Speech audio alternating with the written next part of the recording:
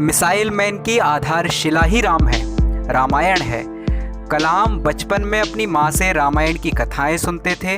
विद्यार्थी जीवन में वे रामलीला देखने भी जाया करते थे। उनकी खोजी नज़र हर जगह कुछ न कुछ ढूंढती रहती। एक बार की बात है, रामलीला चल रही थी।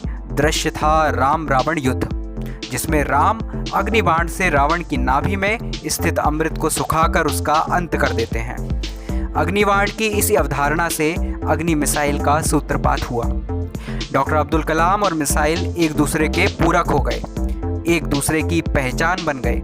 इसीलिए उन्हें मिसाइल मैन के नाम से भी जाना जाता है। और मिसाइल मैन रूपी इस महावृक्ष के बीज रोपण का वह ऐतिहासिक दिन था दशहरा। संयोग से आज कलाम साहब का जन्मदिन भी दशहरे के दिन पड़ा है।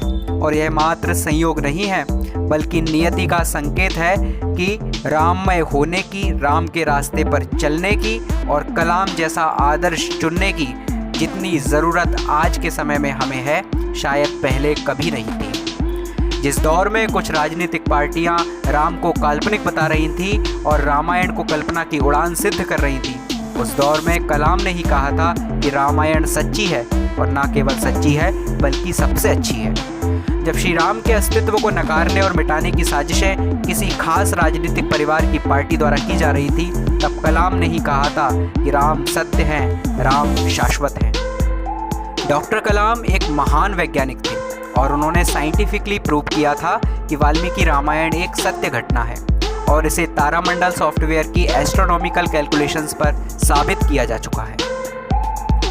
वास्तव में देशभक्ति के राम के आदर्श को किसी ने अपने अंदर उतारा तो वो थे डॉक्टर APJ अब्दुल कलाम। भगवान श्री राम जिस समय लंकापुरी को जीत चुके थे, उस समय लक्ष्मण ने उनसे कहा था कि हे प्रभु राम, जिस राज्य को जो भी जीतता है उस पर उसका अधिकार होता है। क्योंकि आपने लंकापुरी को जीत लिया है, इसलिए ये सोने की लंका अब आपकी है।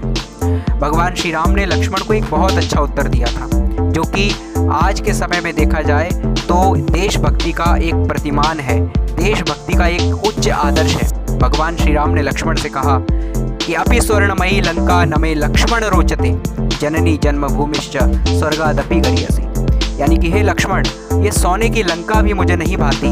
मेरी जो जन्मभूमि है, मेरी जो मातृभूमि है, वो मेरे लिए स्वर्ग से भी बढ़कर है। आज ये हम सबके लिए आदर्श है, जो कि 5000 साल पहले लिखे गए रामायण महाकाव्य के अंदर मौजूद है। ये हमारे पास देशभक्ति का सबसे अच्छा उदाहरण है, जो भगवान श्री राम के द्वारा हमें सीखने को मिलता है। भगवान श्री राम के इसी उच्च आदर्श को डॉक्टर APJ अब्दुल कलाम ने अपने जीवन में सार्थक किया, अपने जीवन में उतारा। APJ अब्दुल कलाम ने रामायण की कथाएं अपनी माँ से बचपन में सुनी थी। हुआ यूँ था कि अब्दुल कलाम ने जिस शिक्षा को अपने जीवन में ग्रहण किया था, उसकी आवश्यकता भारत में उस समय बहुत कम थी। भारत में रोज़गार की कमी थी। उस समय की जॉब्स, उस समय की नौकरी उस शिक्षा के अनुसार भारत में नहीं मिलती थी, जो शिक्षा उन्होंने प्राप्त की थी। ऐसे विद्यार्थियों की मांग उस समय यूरोप और संयुक्त राज्य अमेरिका में हो रही थी। इन देशों में अच्छा वेतन भी था और भरपूर मान सम्मान भी मिलता था। तब अब्दुल कलाम के लिए दो ही रास्ते थे। पहला रास्ता था आदर्श पर चलकर स्वदेश की सेवा की जाए, और दूसरा रास्ता था धन कमाने के लिए विदेश जाया जाए। सही रास्ते के चयन की समस्या को हल करने के विषय में स्वयं कलाम ने अपनी आत्मकथा माई जर्नी में लिखा है। काफ़ी कसमसाहट से भरे थे जीवन के वो दिन।